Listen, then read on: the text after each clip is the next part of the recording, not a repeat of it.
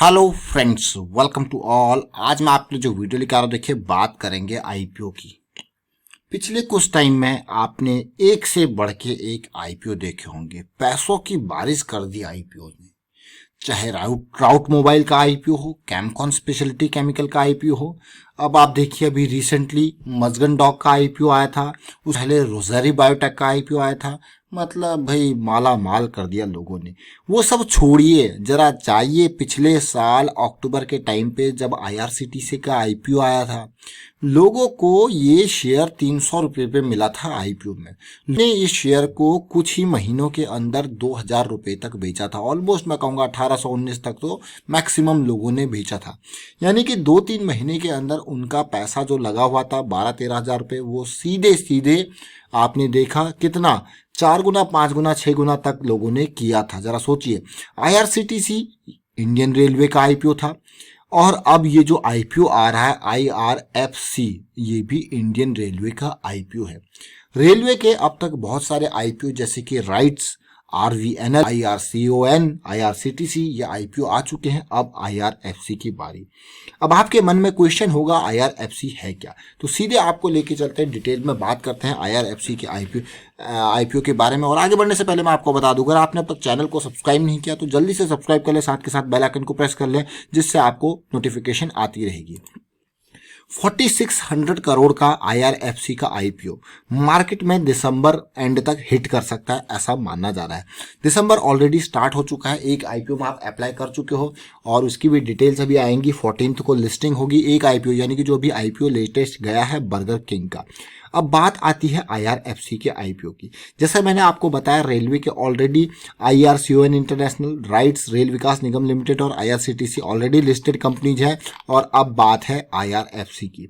IRFC, इस company का नाम इंडियन रेलवे फाइनेंस कॉर्पोरेशन, यानी कि रेलवे के इंफ्रास्ट्रक्चर को ये कंपनी फाइनेंस करती है। अभी मैं इसको बहुत अच्छी कुछ बातें भी इसके बारे में बताऊंगा, लेकिन जरा यहाँ पे देखिए, इसकी जो आईपीओ है वो दिसंबर एंड का प्लानिंग बताई जा रही है। अभी डेट्स एग्जैक्टली नहीं आई है, मैं सीधे सीधे आपको बता दूं, डेट्स अभी एग्जैक्टली नहीं आएंगी। डेट आई है तो आपको बता दी जाएगी। तो आईपीओ में जो भी अभी इसकी डिटेल निकल के जा रही है कि कंपनी 178 करोड़ इक्विटी शेयर्स यहाँ पे मार्केट में निकाल सकती है। 118 करोड़ इक्विटी शेयर्स का फ्रेश इशू होने वाला है, ऑफर फॉर सेल होने वाला है। क्योंकि गवर्नमेंट, आपने देखा होगा धीरे धीरे करके, जैसे कि ये नहीं कि यही गवर्नमेंट, पहले भी ऐसा है कि हाँ धीरे धीरे करके कुछ पार्ट उसको यहाँ पे पब्लिक कर देती है। यानी कि आप ये मान के चलिए कि बाहर से भी लोग उसमें इन्वेस्ट कर सकते हैं, ये कुछ परसेंटेज हिस्सा। तो यहाँ पे ओवरऑल द ट्रांसलेट जो इशू का साइज है 4600 करोड़ के आसपास बताया जा रहा है, जिसमें से 3100 करोड़ के शेयर्स फ्रेश इशू होंगे और ऑफर फॉर सेल होगा 1500 करोड़ का। इसके थ्रू आपने देखा होगा भाई कंपनीज की वैल्यू भी बढ़ जाती है और उनकी वैल्यूएशन निकल के आती है। अब पिछले कुछ आईपीओ अगर मैं अभी आपको दिखाता हूं कि किस तरीके से इनका रिएक्शन रहा और किस लेवल पे अभी आईआरसीटीसी के आईपीओ को देखोगे तो कितना अच्छा रेस्पॉन्स मिला। लेकिन वो सब छोड़िए, यहाँ पे आईआरएफसी की जब आप बात करोगे तो आईआरएफसी के अगर देखोगे तो किस तरीके से जो यहाँ पे बातें कही जा रही है कंपनी की तरफ से कि भैया हमारा जो मॉडल है वो बहुत खतरनाक मॉडल है और पिछले कई सालों के अंदर हमारे पास कोई भी हमारे पास जो है डेट, इन द सेंस मैं कहूँगा एनपीए काइंड ऑफ, क्योंकि फाइनेंस की कंपनी तो कोई भी एनपीए इनके पास नहीं रहा है। जरा सोचिए। और ग्रोथ प्रोस्पेक्ट की अगर जब बात होती है तो रेलवे को फाइनेंसिंग करना, और रेलवे में बहुत बड़े ग्रोथ की मैं बात कहता हूँ। रेलवे इंडिया का अभी भी ऐसा मान के चले डेवलपमेंट इन प्रोग्रेस है, लेकिन बहुत ही आउटडेटेड है। बहुत बड़ा स्ट्रक्चर जरूर है, लेकिन यहाँ पे बहुत बड़ा ग्रोथ पोटेंशियल छुपा हुआ है।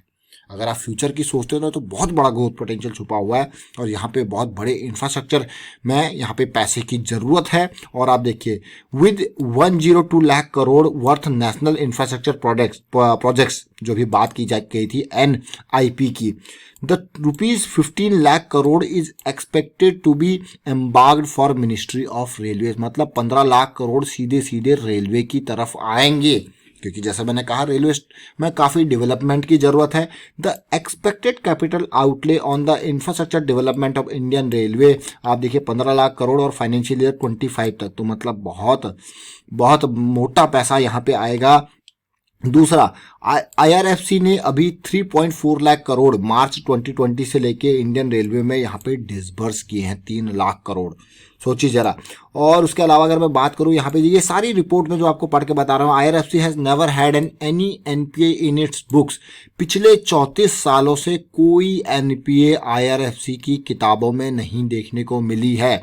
द कंपनीज एयूएम, अगर बात की जाए यहाँ पे एयूएम की, तो मार्च 2020 में 2.66 लाख करोड़ का एयूएम था और नेटवर्थ 31,000 करोड़ की थी। 13% का रिटर्न ऑन इक्विटी, 1.5% का रिटर्न ऑन एसेट, ये देखिए। और आईआरएफसी 1986 में स्टैब्लिश हुई थी, स्पेशल पर्पस व्हीकल, जो कि मिनिस्ट्री ऑफ रेलवे के लिए पैसा इकट्ठा कर पाए। तो बहुत चीजें आपने यहाँ पे आईआरएफसी के बारे में देखी। अब जरा देखिए आईआरसीटीसी के आईपीओ से मैं आपको कुछ बता दूं भैया। सरकारी आईपीओ जो आते हैं उनमें कुछ चीजें बहुत ही बेहतरीन होती है रिटेल निवेशक पर्सपेक्टिव से। अब आप कहोगे ऐसा क्या? एक तो रिटेल निवेशक के लिए यहाँ पे डिस्काउंट होता है। जैसे कि आईआरसीटीसी में आपने देखा कि 10 रुपए का डिस्काउंट था, तो रिटेल निवेशक के लिए एक स्पेशल डिस्काउंट दिया जाता है। और अगर आप देखो आईआरसीटीसी के आईपीओ को देखो तो 315 से 320 का प्राइस था, यानी कि 315 का 320 का ही मैं मानूंगा यहाँ पे, क्योंकि जब आईपीओ ओवर सब्सक्राइब हो जाता है तो मैं आपको हमेशा कहता हूँ कि कट ऑफ प्राइस को टिक कर लिया करो, यानी कि 320 सीधे सीधे, मुंह नीचे बिडिंग करनी नहीं है। एक तो आईपीओ ओवर सब्सक्राइब हो गया, उसके बाद आप बिडिंग कम कर दो तो कितना बड़ा नुकसान है, आपको मिलेगा ही नहीं, सीधे सीधे बात है। लेकिन अब यहाँ पे जरा देखिए, इस पे भी रिटेल निवेशक को वो 310 पे मिला। और दूसरी इंपॉर्टेंट बात, आईपीओ कोई भी हो भाई, आईपीओ कोई भी हो, अप्लाई करना ना भूले। समझ रहे हो इस बात को?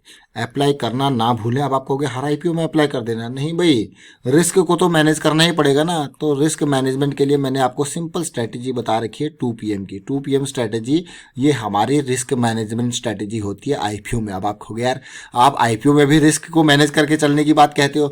स्टॉक मार्केट में कहीं से भी किधर भी पैसा लगाओ, रिस्क को मैनेज करके चलो, बाकी सारी चीजें अपने आप होती रहेंगी।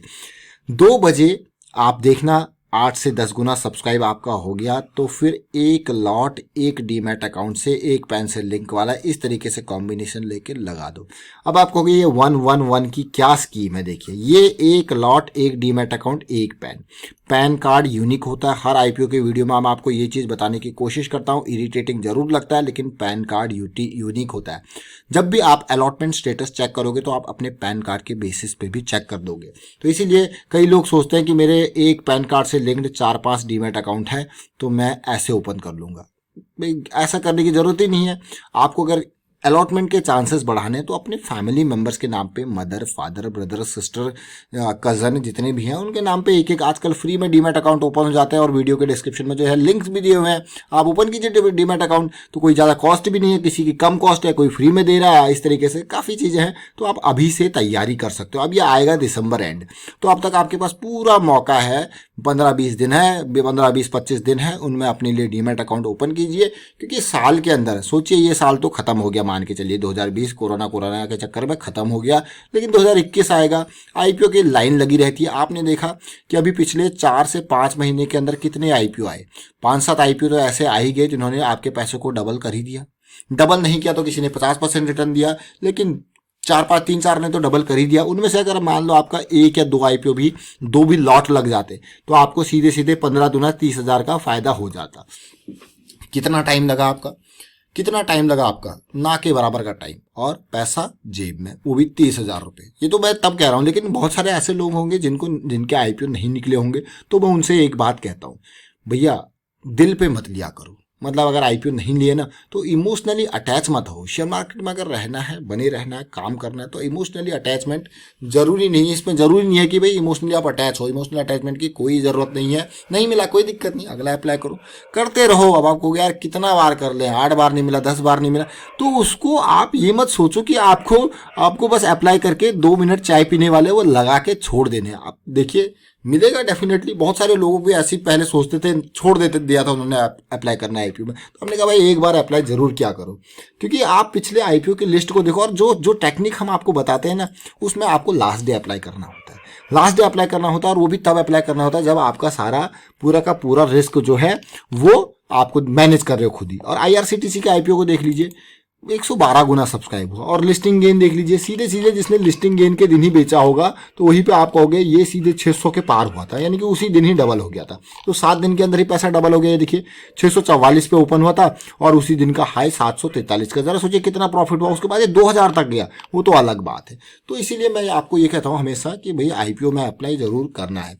और ये IRFC का आईपीओ है और बिना एनपीए वाली 34 साल से रिकॉर्ड है, कोई एनपीए नहीं रही इनके बुक्स में। तो सोचिए जरा, तो भाई धमाका होगा यहाँ पे भी बड़ा, रिटेल निवेशकों को डिस्काउंट भी मिलेगा। वाइंड अप करता हूँ इस वीडियो को, उम्मीद करता हूँ वीडियो आपको अच्छा लगा होगा। अपडेट आएगी इस आईपीओ के बारे में, डेट्स आएंगी तो आपके साथ शेयर की जाएंगी। फिलहाल वीडियो को शेयर कीजिए, आप लाइक कीजिए, चैनल सब्सक्राइब नहीं करते जल्दी से सब्सक्राइब कर लें। टेक्निकल एनालिसिस सीखने के लिए आप मेंबरशिप ज्वाइन कर सकते हो, ज्वाइन बटन पर क्लिक करके। And thank you for watching the video.